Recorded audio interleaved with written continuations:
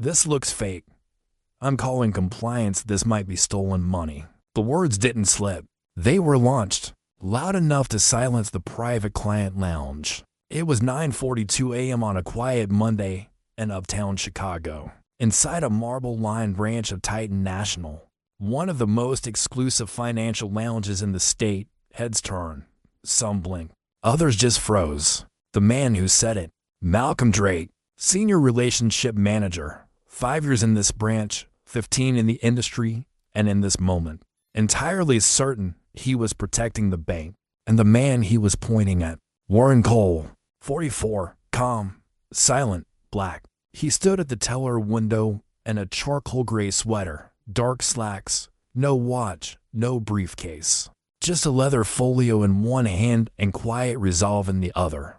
But now, the air around him was shifting. Before we continue, where are you watching from? Drop your city or country in the comments below. And if you believe in dignity and justice, hit like and subscribe. These stories spark change, and we're glad you're here. Now, back to Warren. Malcolm raised a hand and motioned to a junior associate. Take this to verification. Now, he held up the check, a cashier's note for $750,000, as if it might explode in his hand. Warren didn't flinch. He'd seen this before. This exact choreography. The slow lean in, the stiff smile, the sudden volume spike, just loud enough for others to hear. 3 feet away, an elderly couple leaned back in their leather chairs. The wife clutched her bag tighter. The husband narrowed his eyes, like he was watching a performance. At the espresso bar, a young Latina woman paused mid-sip and turned her phone camera discreetly toward the scene. "What's the problem?" Warren asked, not cold, not angry, just aware. Malcolm stepped closer, lowering his voice, but keeping the tension sharp. "You walked in with no appointment, handed over a large check, and requested a private room. That's suspicious behavior. We're escalating it." "Run my name," Warren said again. "Everything you need is in your system." "Maybe," Malcolm sneered, "or maybe you got lucky with a printer and some Photoshop." The junior associate, now holding Warren's ID and business card, blinked at the name. Warren Elijah Cole, Executive Director, Cole Holdings Group. She hesitated. The name rang a bell. The logo on the card, a stylized black crown, looked familiar. But Malcolm didn't give her time. "Send it to back office. Tell compliance we have a potential account breach." Warren's posture didn't change. No fists, no raised voice. Only a slow blink, then a whisper from the side. "Did he say breach?" It was the guy in the corner, mid-30s, hoodie, startup energy. His phone was already recording. Warren didn't turn to him. Didn't need to. Malcolm turned toward the room as if claiming an audience. "We take fraud seriously here, and we've seen this trick before. Big check, fake ID, false claims." A pause, then louder. "This isn't a walk-in center. This is Titan." That's when the storm started. Not with a scream, but with a silence thick, deliberate, and far more dangerous. Warren Cole said nothing. He didn't have to. He was the storm, waiting, seated, and absolutely still. Warren Cole hadn't come here by accident. He chose this branch, this hour, this exact outfit. A charcoal gray sweater, sleeves rolled to the forearms. Slim slacks, polished but unbranded shoes. No gold, no flash, no armor. Because today wasn't about recognition. It was about confirmation. He sat back slightly as Malcolm stormed off with his check and ID. Still no expression, still no movement. Just a man in a bank, watching the room try to shrink him. The marble floors glowed beneath soft downlights. The kind of light designed to whisper wealth, not shout it. Warren didn't blink at it. He'd built better. 13 years ago, this same bank had rejected his first business loan. Said his restaurant expansion plan was too ambitious for someone without pedigree.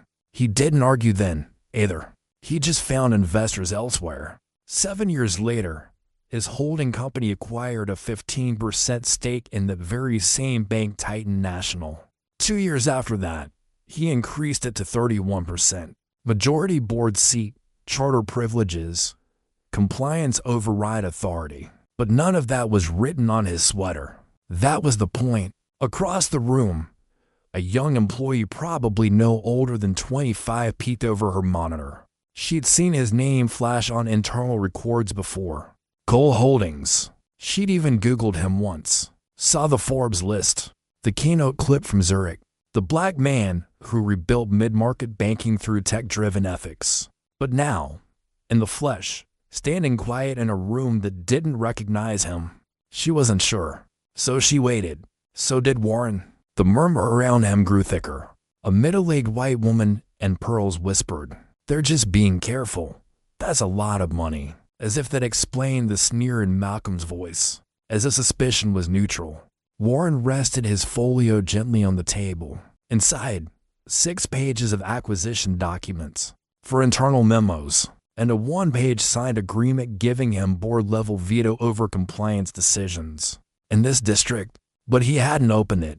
Not yet. Instead, he watched.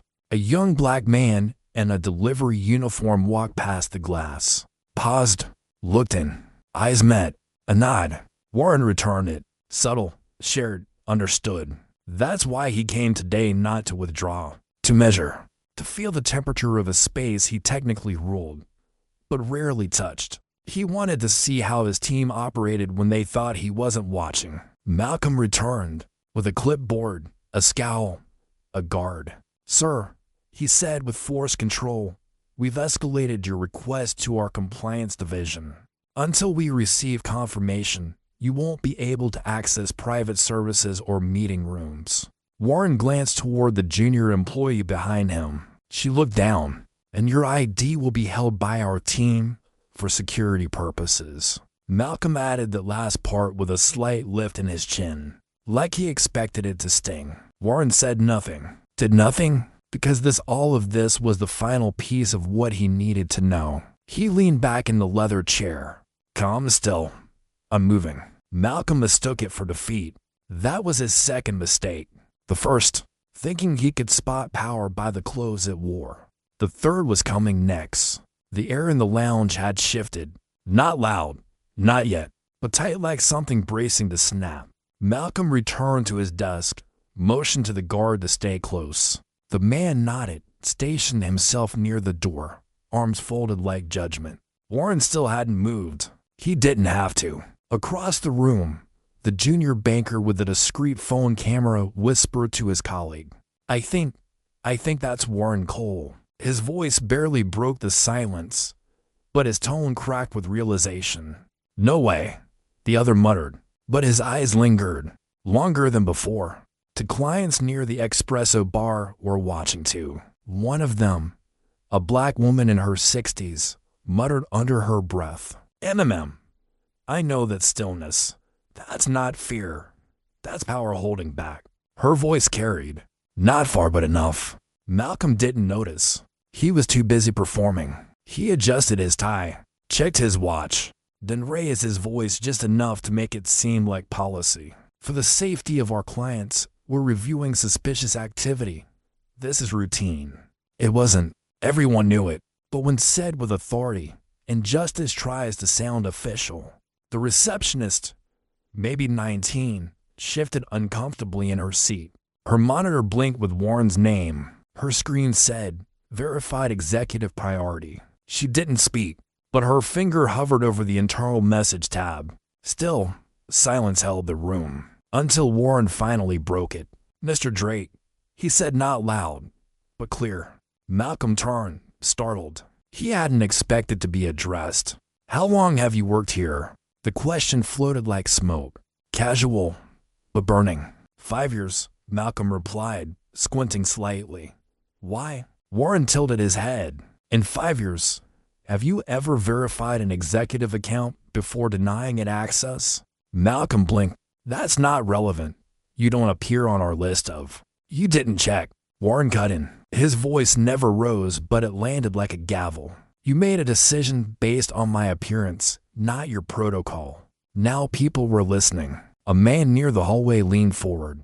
A woman in pearls clutched her bag tighter, but this time, it wasn't out of fear. It was guilt. Malcolm cleared his throat. "I followed process." "No," Warren said, You followed a pattern. That sentence struck something, not just in Malcolm, in the whole room, because it wasn't just about one bank or one man. It was the echo of what so many had heard before. You don't belong here. This doesn't look right. Let me verify your story, not your ID. Warren reached slowly into his folio. No rush, no drama, just precision. He slid a single sheet of paper onto the polished table. Malcolm didn't move, but the receptionist gasped. The young banker leaned in. Corporate authorization, Warren E. Cole board-level access, compliance override. It was signed, dated, embossed. Malcolm stepped back. His eyes darted to the guard, then to the clients. This, he stammered. This must be a setup. Warren looked at him, direct and blinking. No, he said quietly. This is a reckoning. And the room, once quiet, now hummed with a new tension. Not fear, not confusion, accountability. And it was just getting started. Sir, for your own protection, I'll ask you to wait outside until this is resolved. The guard's voice was even rehearsed, but something in his tone betrayed hesitation. He stood over Warren now, one hand close to his belt, not yet touching the radio clip there. Warren didn't look at him. He didn't need to. I'm safe where I'm seated, he replied. Still calm, he's still centered. The paper on the table, the one bearing his override, hadn't moved, but it had shifted the gravity of the room. The receptionist, now visibly pale, tapped her headset and whispered, "There's something wrong with the system. I'm seeing his name on Altier's executive board. Compliance, everything." Malcolm pretended not to hear. He adjusted his cuffs, straightened his tie again. Anything to delay the weight of that paper and the silence swallowing him. Across the room, the junior associate who'd first taken Warren's documents spoke, quiet, but clear enough. "Sir, this name, I think we need to call internal ethics, not security." Malcolm snapped, "You're out of your depth. Let me handle this." But his voice cracked not from volume, but from unraveling confidence. Warren still hadn't moved. His left hand rested on the arm of the leather chair. His right thumb tapped twice on the edge of his folio a signal. Somewhere, in an office 12 floors above, a phone rang, and someone answered it. Inside the lounge, Malcolm tried to regain the room. This doesn't change anything. For all we know, that paper is forged. Anyone can print a fancy letterhead, then verify it. Warren spoke again. 3 words. Surgical. Malcolm didn't move. "Call the number listed at the bottom of that sheet. Ask for Mia Cortez, Senior VP of Governance. Ask her what she thinks of this situation." His voice wasn't angry. It didn't need to be. It was anchored. Or better yet, Warren added, "Ask her why she hired me to clean this branch in the first place." That landed. The banker in the hoodie raised his eyebrows. The pearl-wearing woman blinked fast. Even the guard stoic, trained, shifted his weight. "You're bluffing," Malcolm muttered. Warren reached slowly into his folio again. This time, not a document, but a phone. He placed it face up on the table. On the screen, a call in progress with M.I. Cortez Titan Corp. A voice came through the speaker. Firm, female, unmistakable. "Mr. Cole, I have initiated live audit protocol on the branch per your escalation. Compliance has flagged inconsistencies already. Would you like me to proceed to step 2? Gasps now. Real ones. From real people. The guard stepped back. Malcolm stepped forward, but only to grab a control that had long since slipped through his fingers. "This is a setup. You planned this. You baited us." He gestured at the receptionist, the junior staff, the clients. He came and dressed like that. He wanted this reaction. Warren stood, for the first time, and when he did, the room changed with him. Not because he was loud, because he was undeniable. "No, Mr. Drake," he said, quiet but cutting. "I came and dressed like myself. You reacted like yourself. And that's the problem." He turned to face the room. The guard, the staff, the clients, every witness who had been part of the theater now seeing the script flip. "I didn't trap anyone today," he said. "I simply opened the door and watched who ran to close it. Silence. Then a phone buzzed. Then another. Clients were texting. Staff were checking feeds. Because the audit had gone live. And the truth? It had entered the room wearing a gray sweater, carrying nothing but facts, and refusing to be small. Warren Cole didn't have to raise his voice. He'd already raised the standard. Is this really happening? Someone whispered. The question didn't need an answer. It just hung there soft, shaken, real. Because everyone in the room now understood. Yes, this was happening. And it had been happening for years. Only now, it had a witness with power. Malcolm's mouth open, searching for language that didn't exist anymore. Not in this room. Not after that phone call. Mr. Cole, the guard said, tone now cautious, deferential. Do you want us to verify any additional credentials? No. Warren replied. I want you to stay exactly where you are and watch. Across the lounge, the young banker who had recorded the initial exchange pressed stop on his phone. He didn't post it. He didn't need to. He looked around and saw something far rarer than viral content. A system cracking in real time. Malcolm tried one more push. Even if you are who you say you are, this isn't how protocol works.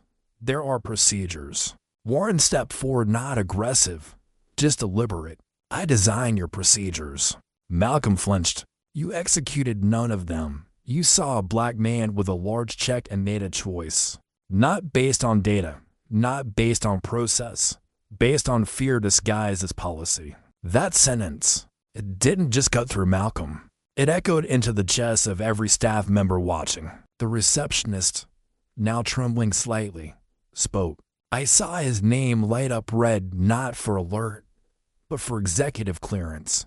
I didn't know what to do. Warren turned gently toward her. You paused. That's more than he did. Her eyes filled, but she nodded. Malcolm reached for something: logic, power, denial, anything. We're under pressure. We see fraud all the time. We have to protect our clients. I am your client. Warren's voice was colder now, not loud, just inevitable. And more than that, I'm your employer. Then came the click, the heavy sound of a side door opening. From it stepped Veronica Chu, Regional Audit Director, flanked by 2 internal compliance officers. She didn't speak to Malcolm. She didn't have to. She walked directly to Warren and extended a tablet. Mr. Cole, we've begun the breach review. Your authority is confirmed at Tier 1.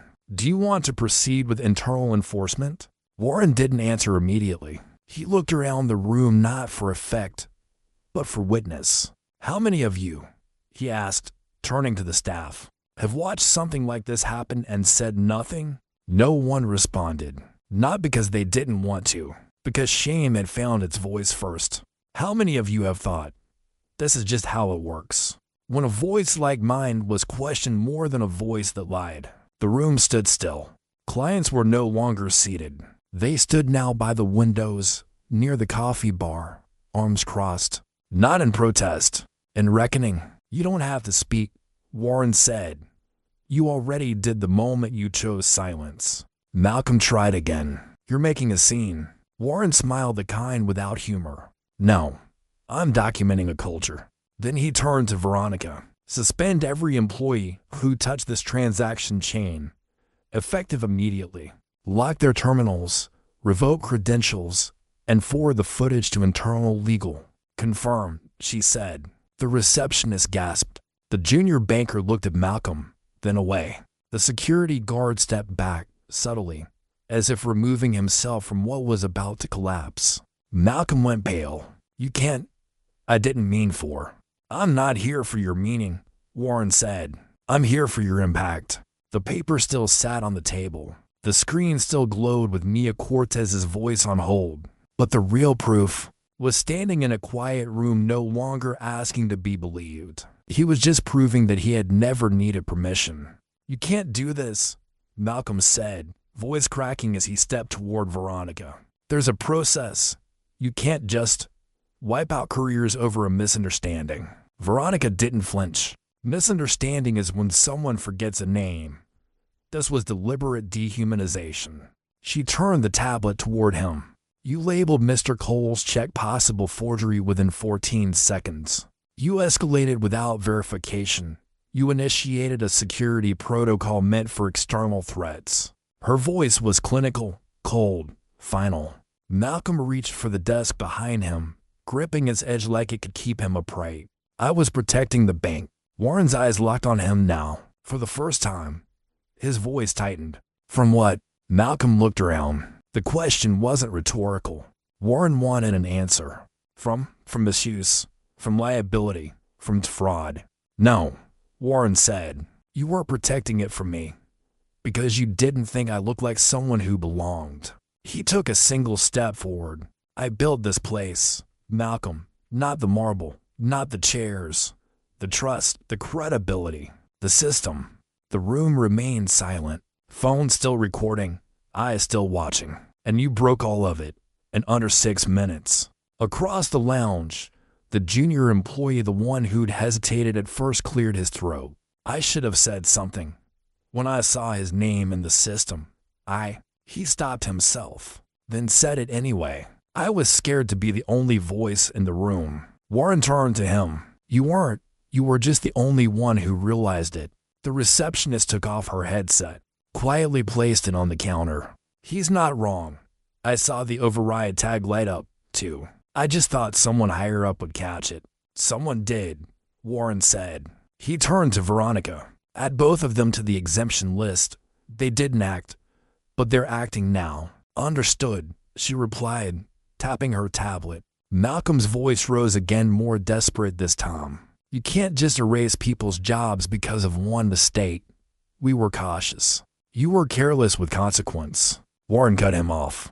And I don't rebuild institutions with people who gamble on bias. Then came the shift. A young woman near the back of the room, early 20s, clearly not bank staff, raised her phone. My dad applied here last year. Didn't get a call back. Had decades of experience. Black man, MBA. Military background. Nothing. Her voice trembled, but not from nerves, from anger wrapped in years of quiet. He thought maybe he wasn't good enough. She looked directly at Warren. Now I know better. Warren nodded once.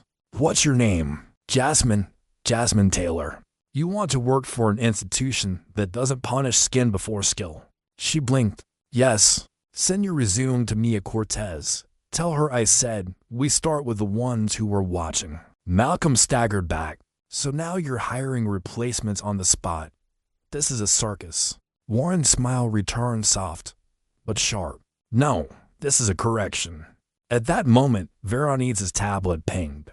She glanced down, then up. Corporate ethics has locked all accounts linked to Mr. Drake, including decision logs, email access, and personnel reports. You are officially under internal investigation. Malcolm stood frozen. The sound of finality wasn't loud. It came in pings, in gasps, in silence that swallowed him whole. You should leave now, Veronica said. He didn't move. Warren turned his back to him. The ultimate dismissal. We're done performing for people who think justice needs to scream. Sometimes it just needs to sign a document. And in that room that once echoed with suspicion now rang the sound of structure collapsing, and something better rising in its place. Not chaos, not revenge, but restoration. Malcolm didn't walk out. He shuffled slow, stunned, his shoes dragging across polished tile like regret had weight. No one clapped. No one cheered. This wasn't a victory lap. It was a burial of old habits, of silent consent, of faces that only saw value when it came wrapped in the expected. The door clicked shut behind him, and the room exhaled. Warren remained still, facing the center of the space like a conductor not yet done with his score. Let's be clear, he said, voice even. This isn't just about today. This is about every day it went unchecked. The young banker nodded slowly. The receptionist whispered yes under her breath, barely audible. Warren stepped toward the receptionist's desk. What's your name? Alyssa, sir. You're new. Yes, sir, 2 months. How long did it take you to recognize the override in the system? 10 seconds, maybe less. And how long did you wait before trusting your eyes? She looked down. Too long. Warren didn't correct her, Didn't shame her. Then remember that, because next time, the cost won't land on someone with my resources. She nodded, tears brimming not from guilt, but from recognition. She had just lived through a career's worth of lesson in one morning. Warren turned toward the junior banker, the one who filmed, who hesitated, who finally spoke. You recorded everything? Yes, sir, start to finish. And edited. Good. Keep it, not for the internet, for training. He smiled slightly. Make sure this never needs to go viral, because it never happens again. Then he tapped his phone. Mia, send me the names of every person this branch turned away in the last 90 days flagged as suspicious. As activity without escalation to ethics review. Already compiling, Mia's voice replied. Warren looked around. We're not just firing people today. We're fixing what let them stay. Jasmine, still holding her phone by her side, stepped closer. Sir, I didn't expect to get involved. I was just here to close my student loan account. Did you? No, she smiled. I think I just opened a new one. That made Warren laugh gently, deeply, from somewhere earned. Well, he said, then let's invest in something that pays back in integrity. He gestured to Veronica. Bring Jasmine on. Compliance fellowship. Let her see what accountability looks like from the inside. Confirmed, she said, already making notes. The tension in the room had thinned, now not vanished, but reshaped. Where fear had lived, clarity moved in. Where silence had ruled, direction now led. Warren looked once more at the paper on the table, the same sheet Malcolm had dismissed. Still there, still silent, but now, an artifact of resistance. We can rebuild trust, he said, addressing the entire staff. But it has to start here, in rooms like this, where power doesn't have to announce itself to be respected. He looked at the guard, the last figure who had once stood as a barrier. What's your name? Reggie. You held the line, even when it bent. That matters. I didn't know who you were, sir, Reggie admitted. Exactly. Warren nodded. And yet, you didn't escalate. You watched. You waited. You stayed human. That matters more than title. He reached into his folio, pulled out a second document, this one signed by Titan's National Security Director. Consider this your notice. You're being reassigned to Executive Integrity Detail. You'll report directly to me when I'm on site. Reggie's eyes widened. I thank you, sir. Earn it, Warren replied. And then, for the first time that morning, he turned toward the exit. But before he walked out, he paused by the front desk, looked once more at the staff, the clients, the space that had shown him its soul. Change doesn't begin when systems collapse. It begins when people decide they won't pretend anymore. He nodded to Veronica. Sweep the logs, clean the roster, rebuild. With what standard? She asked. Dignity, he said, and pushed the door open. The sunlight outside wasn't brighter, but Warren Cole was, and this bank finally would learn how to follow his light. The sidewalk outside the bank was quiet, but inside Warren, things were not. He walked slow. Not because he was tired, because he was thinking. Not about Malcolm, not even about the branch. He was thinking about the first time, 16 years ago, downtown Charlotte, a different bank, a smaller check, a younger version of himself. He had worn his best blazer, pressed slacks, polished shoes from a clearance rack, smiled at the teller, spoke clearly, waited patiently, and still, they looked at him like a thief. This ID looks off, she had said. We don't typically see business accounts under this name. She called her manager. He had stood off to the side. Clients had stared. Security had hovered. And Warren had walked out not with his funds, but with a lesson. They didn't need proof to doubt you. They just needed precedent. That day, he promised himself two things. He would never let their suspicion become his self-image. One day, he would own the space that tried to shrink him. And now, here he was, not just owning it, transforming it. He paused at the curb, eyes lifting to the bank's silver-lettered sign. Titan National. Bold, polished, confident. He had made it that way, but the people inside had forgotten who had signed the charter that gave them power. Not anymore. A black SUV pulled up. The door opened, and Mia Cortez stepped out. Sharp suit, no nonsense.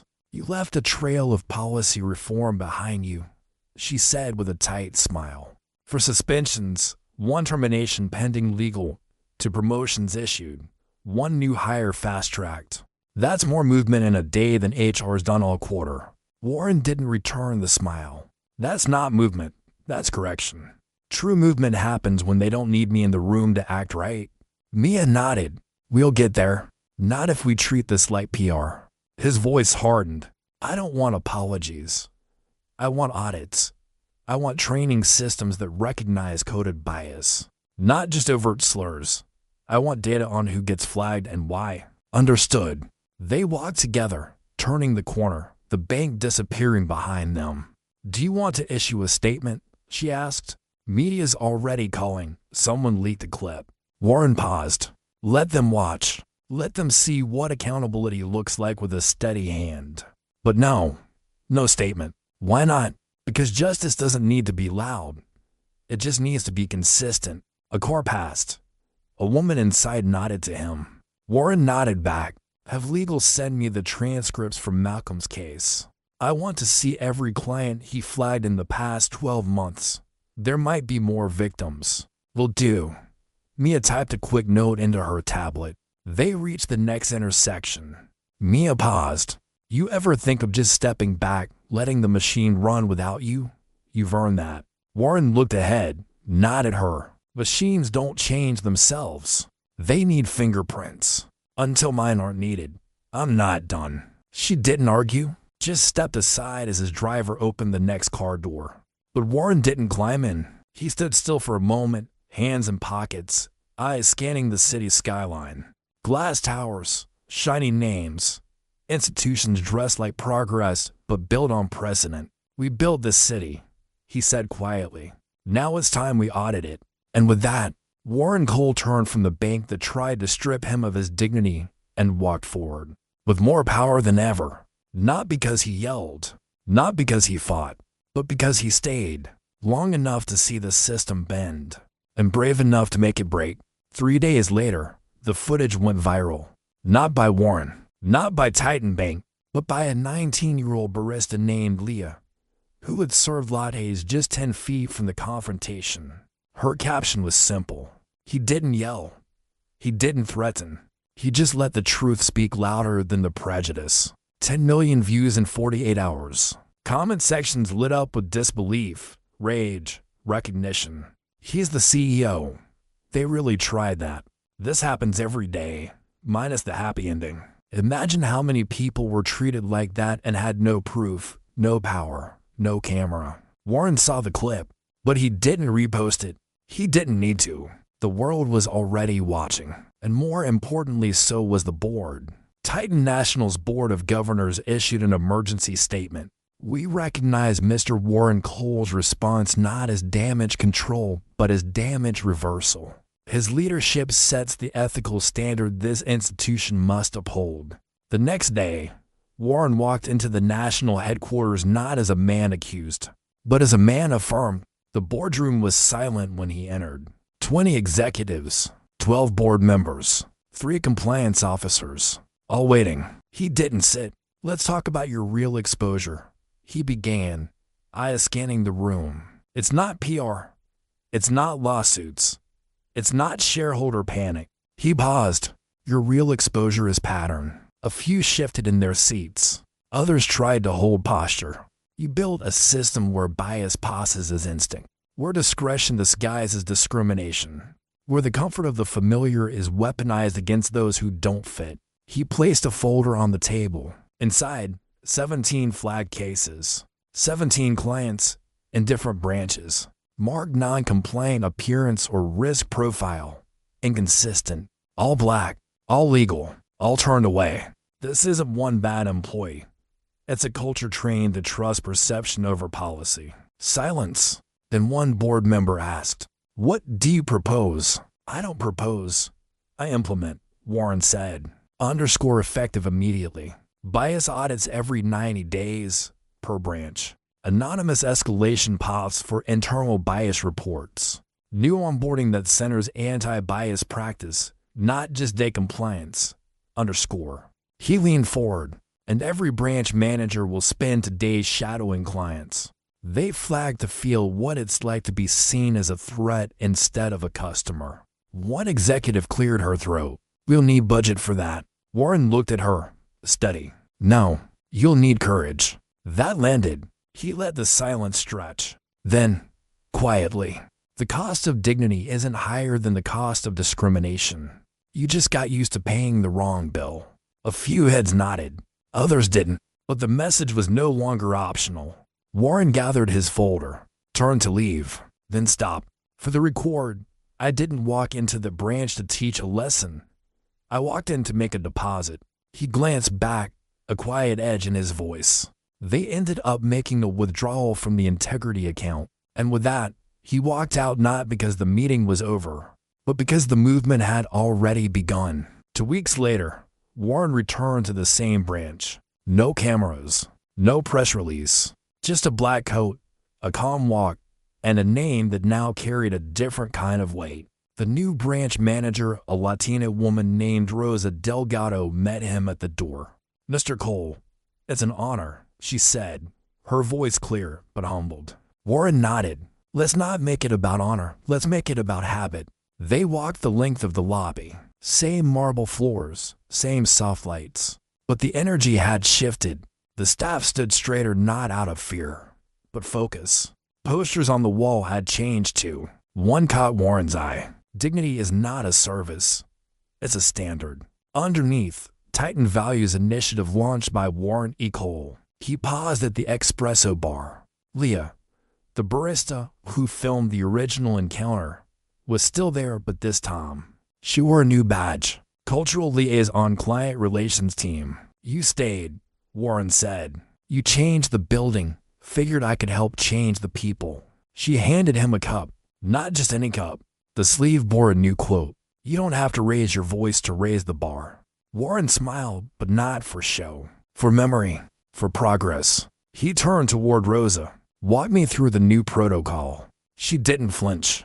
Client intake now flags all escalations to a 3-person ethics review. If a compliance call is made, it's logged for weekly oversight, and all staff are trained to identify unconscious bias scenarios with real examples, including yours. Warren raised an eyebrow. You use my case. We start with it. Rosa smiled. It shuts down every but what if in the first 5 minutes. Warren nodded. They moved toward the VIP lounge, the same one he'd been denied access to weeks prior. Now, the doors opened before he even reached them. Inside, a small orientation was taking place. Jasmine, the woman who had spoken up about her father, stood at the front. When systems don't question themselves, she told the new hires, they end up questioning the wrong people. That's what we're here to fix. She saw Warren. Paused. The man who showed us how. He stepped forward, didn't say much, just met her eyes. You were always capable. You just needed context. She smiled. Now I give it to others. Later that afternoon, Warren walked the perimeter of the building, stopped beneath a newly installed plaque at the entrance. Polished steel etched with a single sentence. This institution recognizes that silence in the face of bias is complicity. May every client walk in knowing they belong. He stood in front of it for a long time. Not for the camera. There was none. Just for the memory. Of the boy in Charlotte. Of the man in the lobby. Of the future he refused to surrender. And somewhere, deep in the walls of the bank, a new kind of pulse was starting. Not built on denial. Not powered by fear. But humming with the quiet, steady rhythm of justice that no longer had to explain itself. Because when dignity becomes the default, silence no longer has the last word. The ripple wasn't just local. In Philadelphia, a teller flagged an internal memo and paused before calling security on a black teenager. Depositing scholarship funds. She remembered the Warren Cole footage. She asked one more question. Verified. Apologized. And walked the boy to the private desk herself. In San Diego, a regional manager initiated a self-audit not because she was told to, but because she had watched every second of what happened at the Chicago branch. She rewrote the onboarding script, cut the coded phrases, replace them with clarity. And in Atlanta, a father who had been rejected by Titan a year earlier received a phone call, not from customer service, but from Warren himself. "I can't undo what they did to you," Warren said, voice steady over the line. "But I can make sure they don't do it to your son." The man didn't speak for several seconds, then just said, "Thank you, not for the call, for remembering." This was the revolution Warren had been building, not through fire, not through fury, but through architecture, quiet, intentional, unshakable. He didn't need headlines anymore. His work was in the shadows now, not hiding, but holding. He moved through boardrooms, classrooms, policy meetings. He sat on panels not to speak, but to watch who avoided the questions. He funded startups not for their pitch, but for their people. He backed institutions that hadn't forgotten who institutions are supposed to serve. Every now and then, someone would ask, "How do you know if it's working?" And Warren would smile. When the right people stop whispering and the wrong ones start sweating. At Titan's annual summit, he took the stage not as a keynote, but as a presence. He walked into the ballroom in a sweater. No tie, no Rolex, no signal of status, because his existence was the statement. The room rose before he said a word. He let the silence stretch. Then he spoke. "What we do here is not about avoiding lawsuits. It's about confronting legacy. It's about admitting that the systems we built were efficient, but not always ethical. Precise, but not always just." He let that sink in. Change isn't compliance. Change is character. And character doesn't show up when you're praised. It shows up when you're tested. He gestured toward the crowd. Every branch, every desk, every decision. If we are not willing to be uncomfortable, we are not willing to be better. The applause wasn't thunderous. It was slow, rising, real. The kind that came from people no longer clapping for a speech, but for a standard. Warren stepped off stage and back into his life, the one built not on protection, but on disruption done with discipline. He didn't want to be famous. He wanted to be effective. And for the first time in a long time, he didn't walk alone. 1 month later, Warren returned to the Chicago branch not to inspect, not to enforce, but to listen. He arrived early. No entourage, no announcement, just him. The staff had changed. The tone had shifted. But what struck him most was the quiet. Not the silence of tension, but the calm of culture. A new rhythm. The receptionist greeted him by name, not because of rank, but because she knew it was right. "Mr. Cole, would you like a seat in the executive lounge?" "No need. I'll wait with everyone else." He took a seat by the window, watched people come in, young, old, dressed in suits, dressed in uniforms. They were all greeted with the same sentence. "Welcome. How can we serve you today?" No pauses, no second glances, no tones dipped in doubt. Warren closed his eyes. He remembered the humiliation, the paper on the table, the words, "This might be stolen money." He remembered standing, not to shout, but to reclaim space. And now, watching this new morning unfold, he felt something rare. Stillness without suspicion. The junior banker, the one who had recorded everything, now wore a new badge, ethics liaison. He caught Warren's eye. "Sir, we're still watching, and we're still learning." Warren nodded. Good. The goal was never perfection, just progress. From the back, Jasmine approached, confident, crisp, clipboard in hand. "Compliance logs are cleared. Escalation reports are down 48%. Bias intervention training passed 100% participation. And client satisfaction?" She smiled. "Up 61%, especially among first-time walk-ins." Warren chuckled. "So, people like being treated like people. Who would have thought?" They shared the laugh. Not loud, but full. He stood, glanced at the clock. "Time for me to go." "Back to headquarters?" Jasmine asked. He shook his head. "No. Back to the city, to listen, to check, to make sure the ripples don't stop here." As he walked toward the door, Rosa, the new branch manager, stepped out of her office. "Mr. Cole, there's something I want you to see." She led him to a side wall, freshly painted. On it, framed in glass and steel, hung a permanent exhibit. Photographs, quotes, a timeline. But at the center, a still from the original confrontation.